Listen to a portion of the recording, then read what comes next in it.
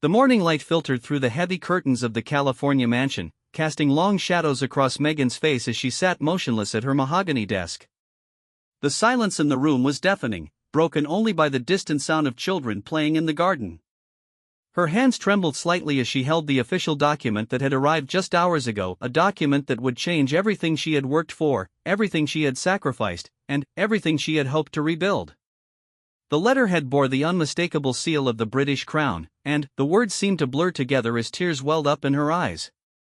After years of public battles, media scrutiny, and family disputes, the final verdict had been delivered. The irreversible decision that would cut her off permanently from the royal family, from the institution she had once hoped to serve, and from any chance of reconciliation with the people she had once called family. Meghan's mind raced back to the beginning, to those early days when she first met Harry. The excitement, the fairy tale romance, the hope that she could make a difference in the world through her royal platform. She remembered the bright smile on her face during their engagement announcement, the way the world seemed to embrace their love story as a modern fairy tale. The beautiful wedding at St. George's Chapel, with millions watching around the world, celebrating what seemed like a new chapter for the monarchy. But, somewhere along the way, the dream had turned into a nightmare. The constant criticism from the press, the feeling of being isolated within the palace walls, the sense that no matter what she did, it would never be enough. The family she had hoped would welcome her with open arms seemed distant and cold, bound by traditions and protocols that felt suffocating rather than supportive. She thought about her children, Archie and Lilibet, playing innocently in the garden, unaware of the storm that was brewing around them. They would grow up knowing they had royal blood, but would they ever truly be accepted as part of that family? The thought of her children being permanently estranged from their grandfather, King Charles, filled her with a deep sadness that seemed to penetrate her very soul. The decision to step back from royal duties had been difficult, but it had felt necessary at the time. The media attention was becoming unbearable, and the lack of support from the institution was crushing her spirit. She and Harry had believed they could forge a new path, one where they could serve the public while maintaining their independence and protecting their family's mental health. But the aftermath had been brutal. Every interview, every statement, every attempt to share their truth had been met with fierce backlash. The family had become more distant, communication had broken down almost entirely, and bridges that she had hoped could be rebuilt seemed to be burning completely. Now, as she read the formal notification again, Meghan realized that all hope of reconciliation might be lost forever.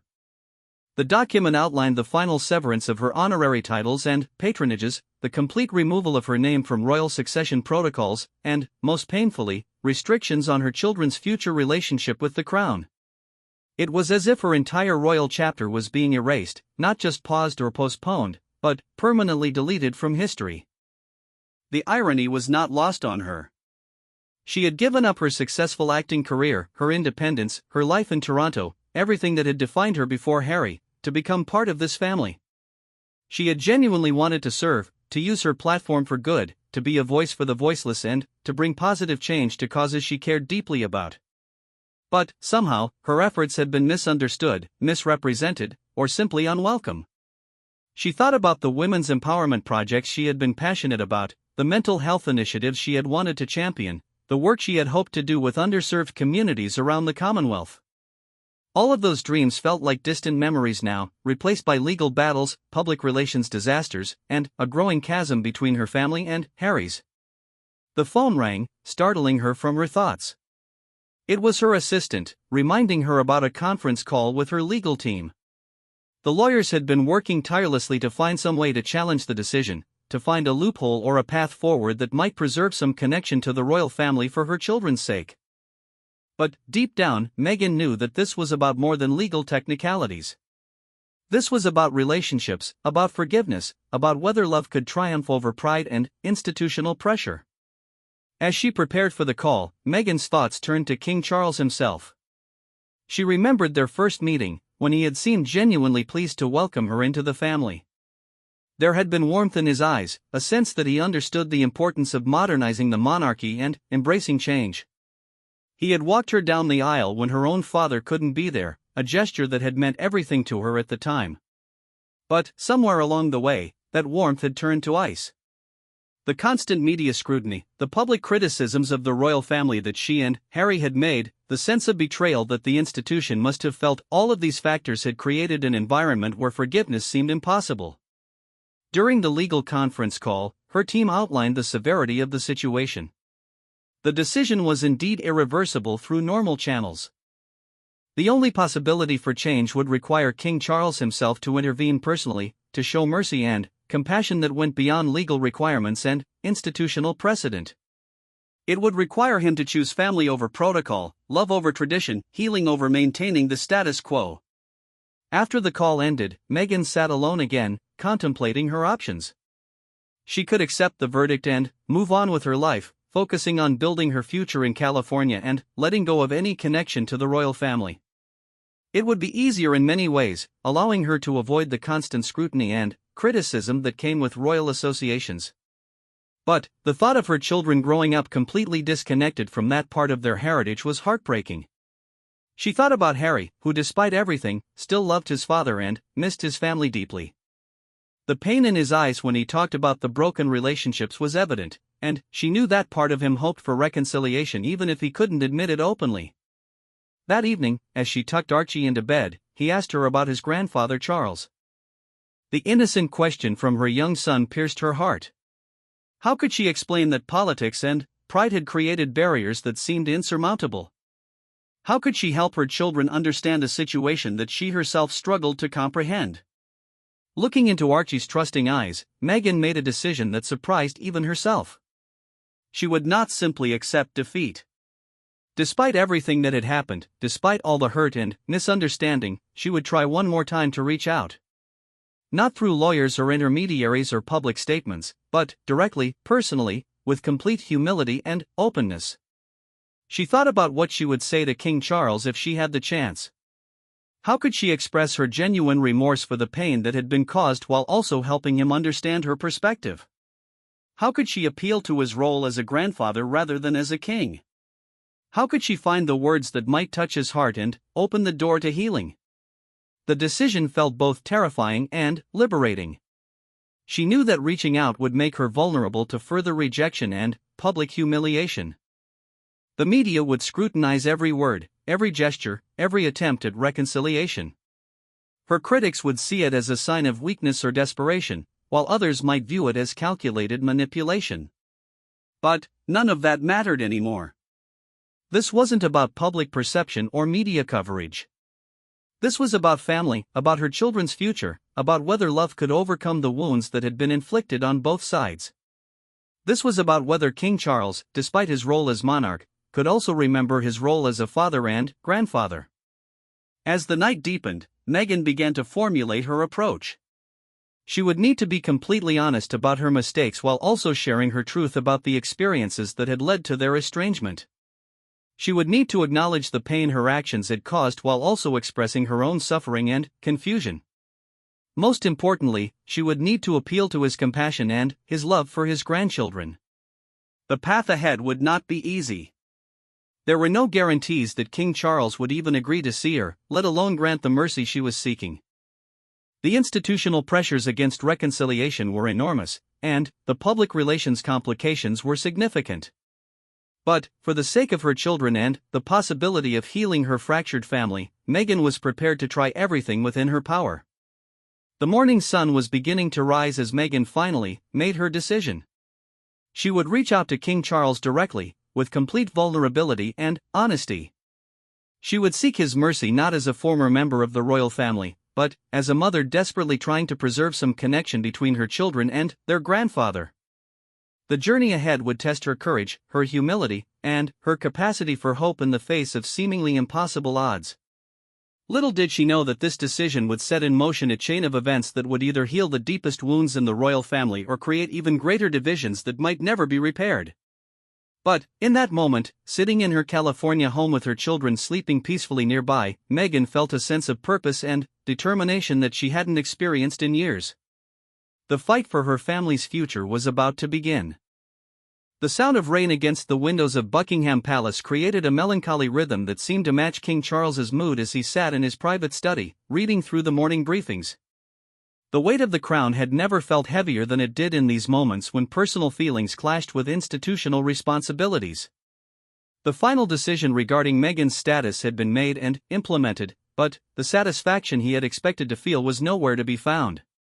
Instead, there was an emptiness, a nagging sense that something important had been lost forever. The official photographs of his grandchildren that had been discreetly removed from his desk still left visible marks on the wooden surface, constant reminders of the family connections that had been severed in the name of protecting the monarchy's reputation and stability. Charles had always prided himself on being a modernizing force within the royal family.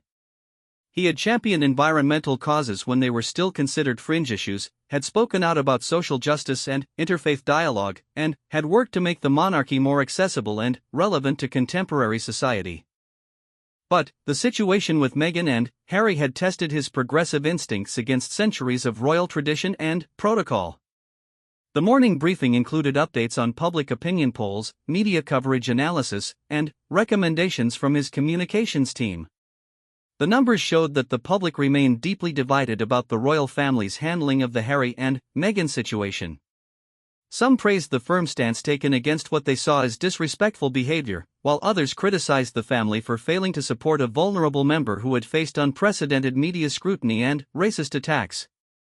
His private secretary knocked gently before entering with the daily correspondence. Among the usual official documents and formal requests was an envelope that made Charles pause. The handwriting was unmistakably Meghan's, elegant and careful, addressing him not as Your Majesty but simply as Grandfather Charles.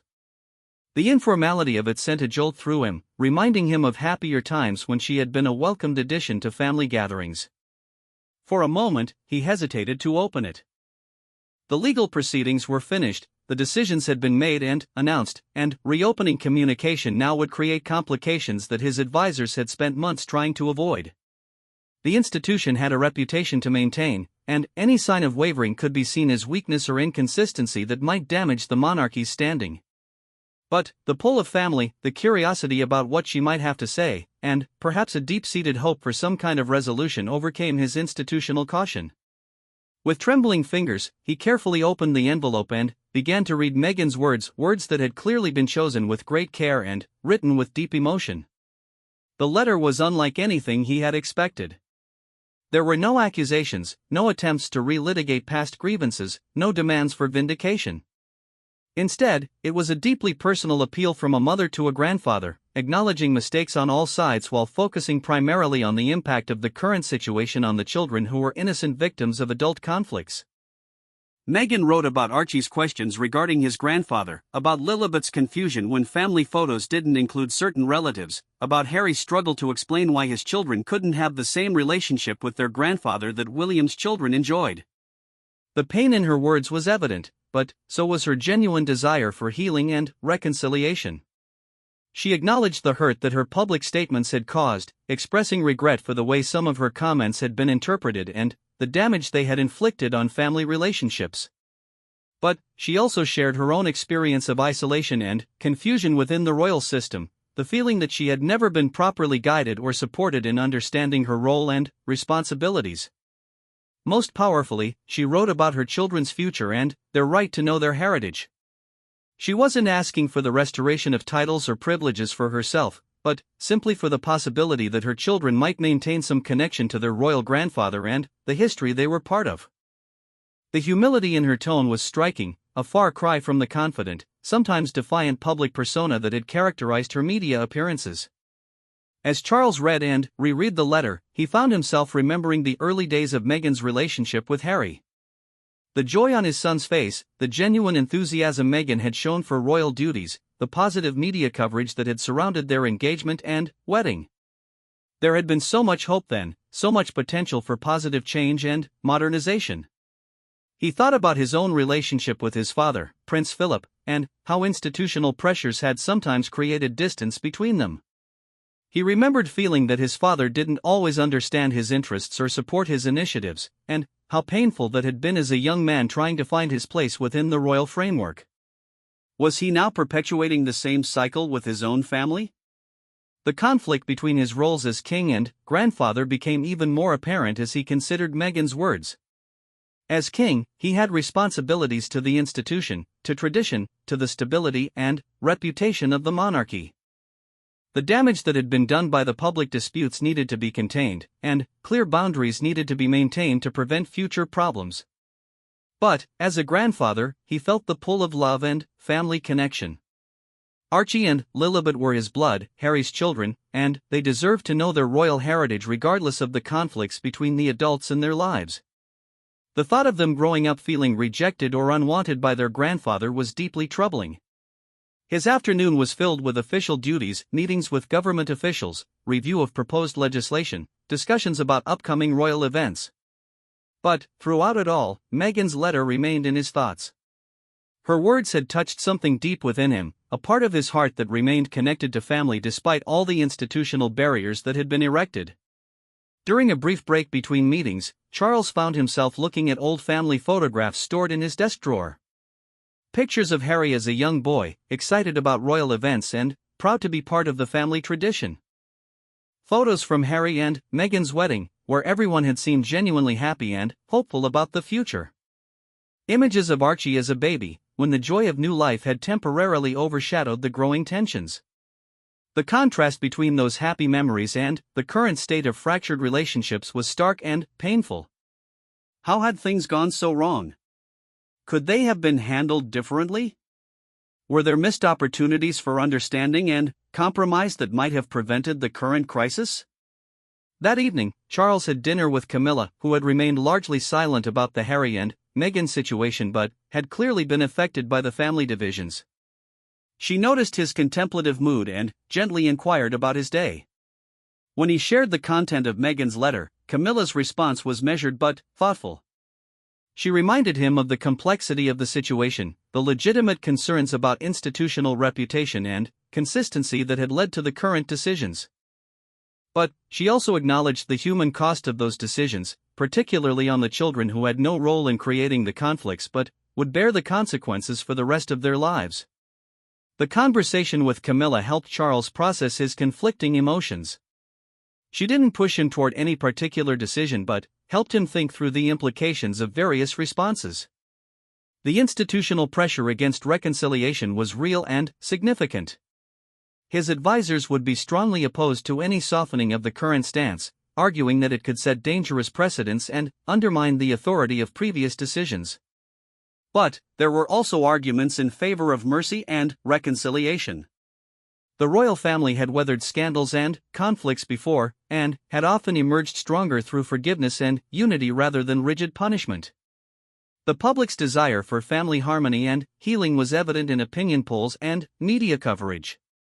Most importantly, the long-term impact on family relationships and on innocent children deserved serious consideration. As the night progressed, Charles found himself drafting and redrafting potential responses to Meghan's letter in his mind.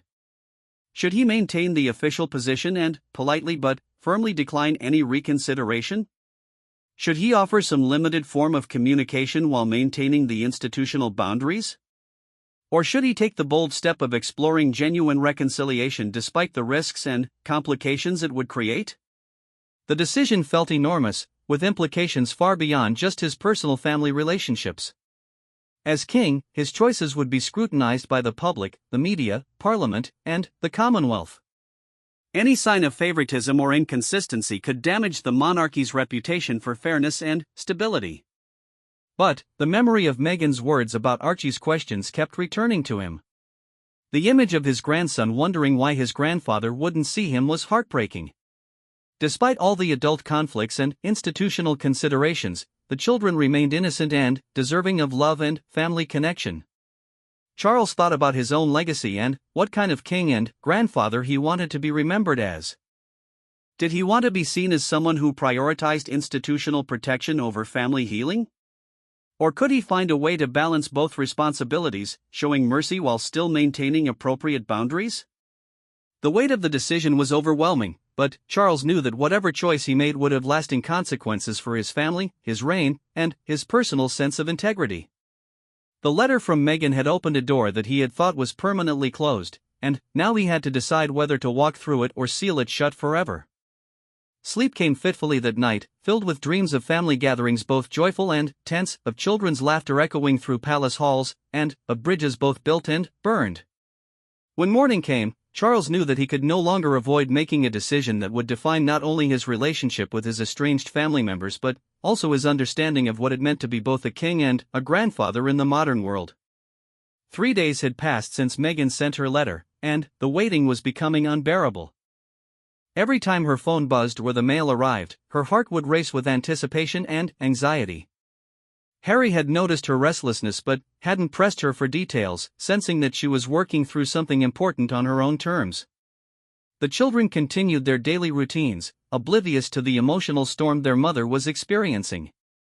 The decision to reach out to King Charles had been impulsive in some ways, but now Meghan was second-guessing every word she had written. Had she been too emotional? Too presumptuous? Had she adequately conveyed her genuine remorse while still honoring her own truth and experiences? The vulnerability she had shown in that letter felt overwhelming in retrospect. Meanwhile, across the Atlantic, King Charles was experiencing his own internal struggle. The letter had remained on his desk, read and reread countless times as he wrestled with the competing demands of his dual roles. His private secretary had noticed the unusual hesitation in the king's decision-making process, the way he would start to dictate responses to other correspondents and then pause, his mind clearly elsewhere. The pressure from his advisors was mounting. They had gotten wind that some kind of personal communication had been received from Meghan, and they were strongly encouraging him to maintain the institutional position without deviation. The palace communications team was particularly concerned about any mixed messages that might complicate their carefully crafted public relations strategy. But Charles found himself remembering conversations with his own mother, Queen Elizabeth, about the challenges of balancing personal relationships with institutional responsibilities. She had often spoken about the sacrifices required by duty, but she had also emphasized the importance of family and the long-term perspective that came with understanding that the monarchy's strength ultimately rested on the respect and love of the people. On Thursday morning, Charles made an unexpected decision. Instead of following his usual schedule, he requested a private audience with the Archbishop of Canterbury. The meeting was arranged quietly, without the usual formal protocols, in a small chapel where they could speak candidly about moral and spiritual guidance. The Archbishop listened carefully as Charles shared his dilemma, speaking not as a king seeking political advice but as a man grappling with questions of forgiveness, family responsibility, and Christian compassion. The Spiritual Leaders' Council was gentle but clear. Mercy and reconciliation were among the highest Christian virtues, especially when children's well-being was involved. The conversation helped Charles clarify his own thinking.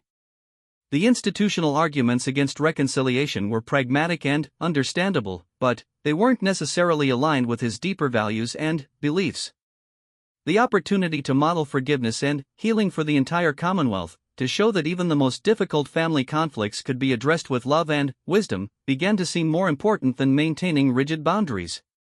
Back in California, Meghan was struggling with her own doubts and fears. She had confided in her mother, Doria, about the letter she had sent, and Doria's response had been characteristically wise and supportive. Her mother reminded her that taking the risk to reach out, regardless of the outcome, showed strength and maturity. The worst that could happen was silence or rejection, but those were already essentially the current reality. The media speculation about the royal family's internal dynamics continued unabated, with various tabloids and royal correspondents offering conflicting reports about the state of relationships between Harry, Meghan, and the rest of the family. Some sources suggested that communication had completely broken down, while others hinted at behind-the-scenes efforts to find common ground. Meghan tried to insulate herself from the media coverage, but it was impossible to completely avoid the constant analysis and speculation about her family's private struggles. The irony that her every move was still scrutinized despite being officially disconnected from royal duties was not lost on her. The freedom she had sought by stepping back from royal life remained elusive in many ways.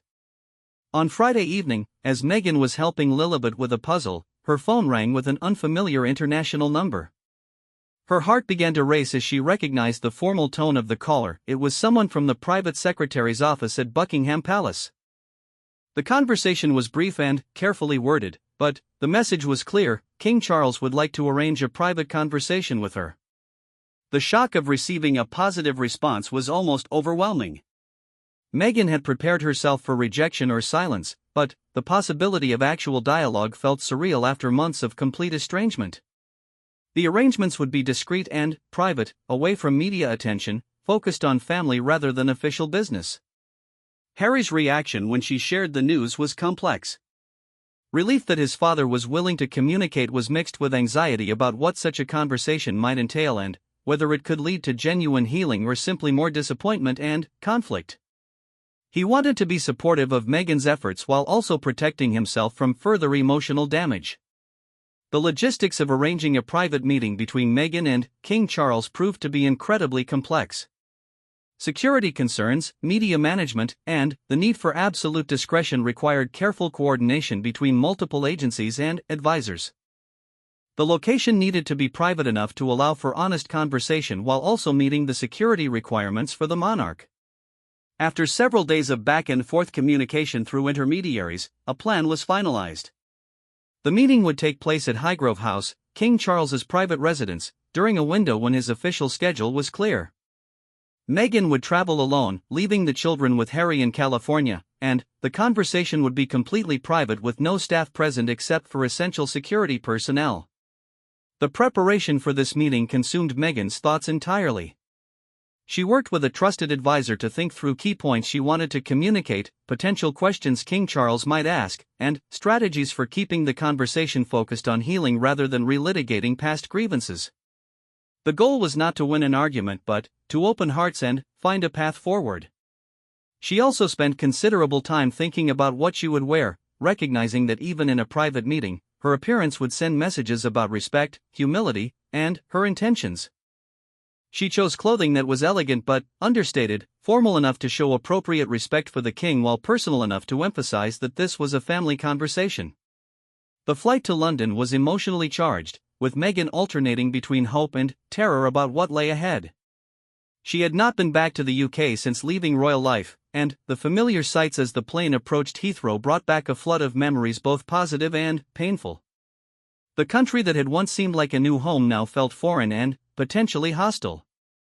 Landing at a private airfield to avoid media attention, Meghan was transported to Highgrove House in an unmarked vehicle with security personnel who remained professional but not unkind. The drive through the English countryside gave her time to center herself and focus on the importance of what she was trying to accomplish for her children and her family. Arriving at Highgrove House, Meghan was struck by the familiar beauty of the gardens that King Charles had lovingly cultivated over decades. The organic gardens, the carefully planned landscapes, the harmony between human cultivation and natural beauty, all of it reflected a man who valued growth, patience, and long-term thinking over immediate results. The staff at Highgrove were discreet and professional, showing her to a comfortable sitting room overlooking the gardens while they waited for King Charles to arrive from London. The room was filled with family photographs, personal mementos, and books that reflected his wide-ranging interests in everything from architecture to environmental science. It felt more like a family home than a royal residence. When King Charles finally entered the room, the moment felt both monumental and surprisingly natural. He looked older than Meghan remembered, perhaps worn down by the weight of his new role and the family conflicts of recent years. But there was also a warmth in his eyes that she hadn't expected, a genuine pleasure at seeing her despite everything that had happened. The initial greeting was awkward, with both of them uncertain about the appropriate level of formality or intimacy.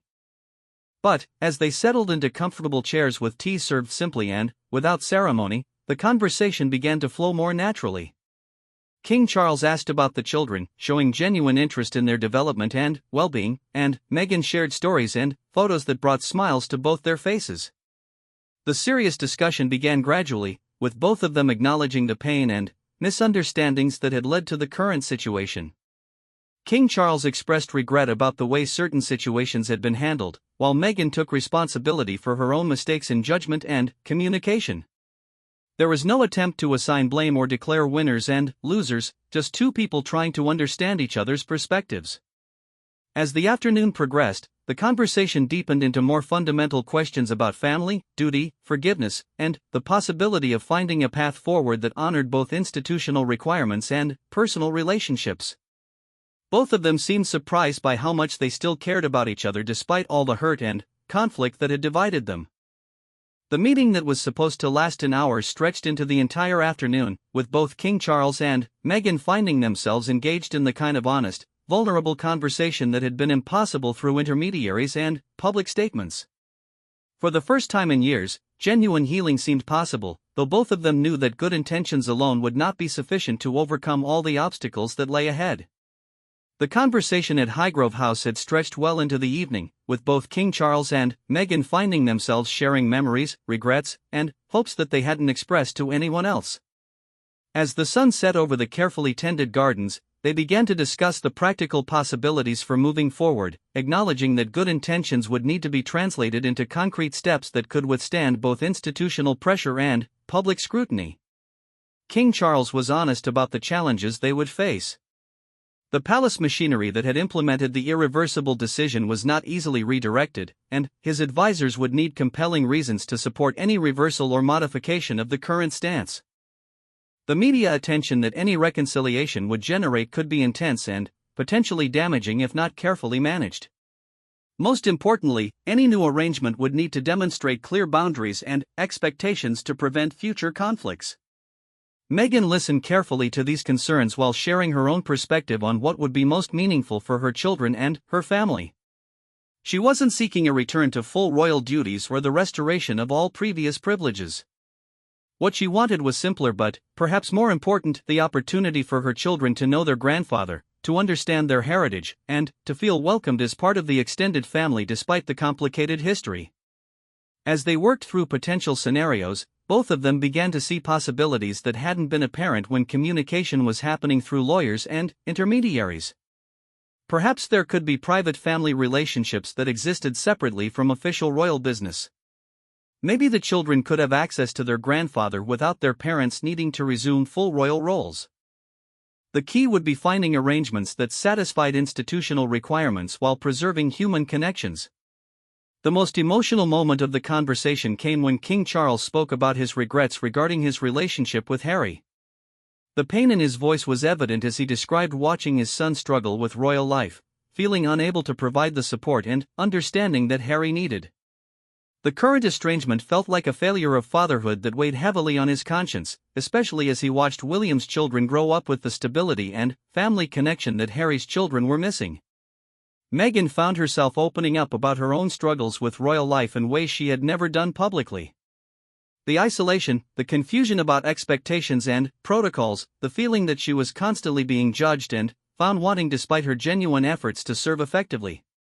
She acknowledged that some of her public statements had been driven by hurt and frustration rather than careful consideration of their impact on family relationships. Both of them recognized that rebuilding trust would take time and consistent effort from all parties involved. The wounds that had been created through public disputes, media battles, and institutional conflicts were deep and would not heal overnight. But, for the first time in years, there seemed to be a genuine foundation for moving forward constructively. As the meeting drew to a close, King Charles made a decision that surprised even himself. He invited Meghan to bring the children to visit him privately at Balmoral during the summer, away from the formality of official residences and the intense scrutiny of London-based media. The invitation was personal rather than official, grandfather to grandchildren rather than monarch to subjects. The symbolism of Balmoral was significant. It was the royal family's most private retreat, the place where Queen Elizabeth had spent her final years, and the setting for countless intimate family gatherings over generations. For King Charles to offer access to this sacred space represented a level of trust and acceptance that went far beyond formal reconciliation. Meghan's flight back to California was filled with a complex mixture of emotions. The relief of having been heard and accepted was overwhelming, but so was the recognition of how much work lay ahead. She would need to share the outcome of the meeting with Harry carefully, helping him understand both the possibilities and the limitations of what had been accomplished. Harry's reaction to the news was cautiously optimistic. The prospect of his children having a relationship with their grandfather filled him with joy, but he remained wary of getting his hopes too high given the disappointments of recent years. He was also concerned about how any reconciliation might be perceived publicly and whether it could lead to new pressures and expectations that might recreate old problems. The children's excitement about potentially meeting their grandfather was infectious and heartwarming. Archie immediately began asking questions about what Grandfather Charles was like, what his house looked like, and whether they could play in his gardens. Lilibet, though too young to fully understand the significance, seemed to sense the positive energy and anticipation surrounding the upcoming visit. Meanwhile, back in London, King Charles was facing the complex task of managing the institutional implications of his decision. His private secretary and communications team needed to be briefed carefully about the potential for renewed family contact while maintaining the official position that had been established. The challenge was to allow for personal relationships without appearing to reverse important institutional decisions or set precedents that could complicate future situations. The palace staff who had been involved in implementing the original severance were understandably confused by the apparent change in direction. King Charles took time to explain his thinking to key advisors, emphasizing that this was about family healing rather than institutional policy reversal.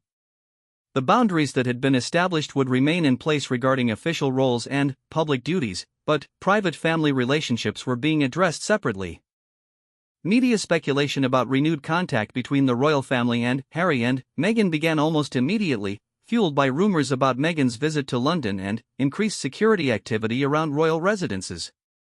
The palace's response was carefully crafted to acknowledge that family relationships were private matters while reaffirming that official positions regarding royal duties and titles remained unchanged.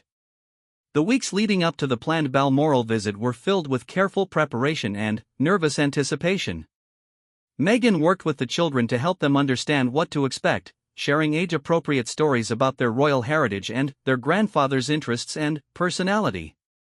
She also coordinated with palace staff to ensure that the visit would be comfortable and meaningful for everyone involved. Security arrangements for the visit required extensive planning, given the high-profile nature of the family members involved and the need to maintain privacy. The goal was to create an environment where genuine family interaction could occur without the pressure of public scrutiny or media interference. As the departure date approached, Meghan found herself reflecting on the journey that had brought her family to this point. The fairy tale beginning, the difficult middle chapters, and now the possibility of a new chapter based on hard-won wisdom and mutual understanding. The outcome was far from the original dreams she had harbored about royal life, but it might be more realistic and sustainable than those early idealistic visions. The flight to Scotland was filled with excitement and nervousness for the entire family. Harry seemed more relaxed than he had been in years, perhaps feeling that some of the burden of family estrangement was finally lifting.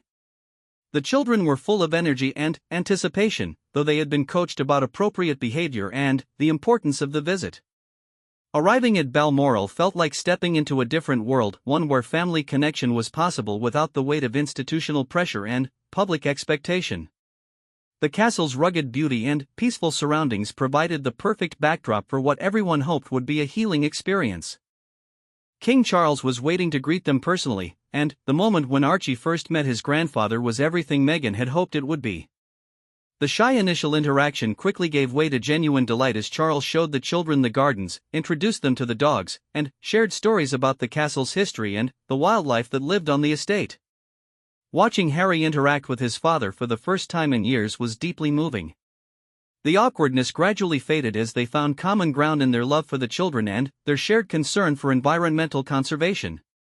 There were still unresolved issues and hurt feelings, but the foundation for rebuilding their relationship was clearly present. Over the course of the weekend, the extended family began to function like a normal family for the first time in years. Meals were shared around the kitchen table rather than in formal dining rooms, games were played in the garden, and stories were told by the fireplace in the evening. The children's laughter filled rooms that had been too quiet for too long. On the final evening of the visit, King Charles and Meghan had another private conversation, this time focused on establishing ongoing arrangements that would allow the positive momentum to continue. They agreed on regular communication about the children's development and education, planned future visits that could become a natural part of family life, and discussed ways to gradually expand family connections while maintaining appropriate boundaries.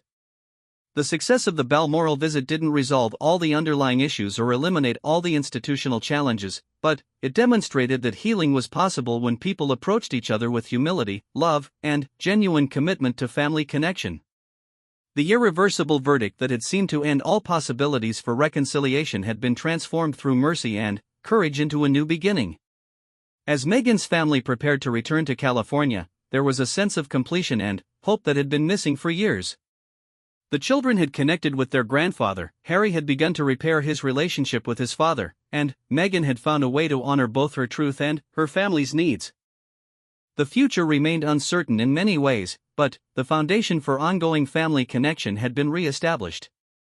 The story that had begun with desperation and seemingly irreversible loss had evolved into something more complex and, ultimately, more hopeful. Sometimes the most important victories are not about winning arguments or proving points, but about finding ways to love and forgive despite deep differences and painful history. In choosing mercy over rigid justice, King Charles had not only helped heal his own family but had also demonstrated the kind of leadership that the modern world desperately needed, leadership based on compassion, wisdom, and the recognition that human relationships are more important than institutional perfection. The journey back to California was filled with quiet satisfaction and cautious optimism. Meghan knew that maintaining these newly re-established connections would require ongoing effort and careful navigation of complex dynamics, but, for the first time in years, the future felt full of possibility rather than limitation. Her desperate seek for King Charles's mercy had not only been granted but had opened doors to healing that no one had thought possible.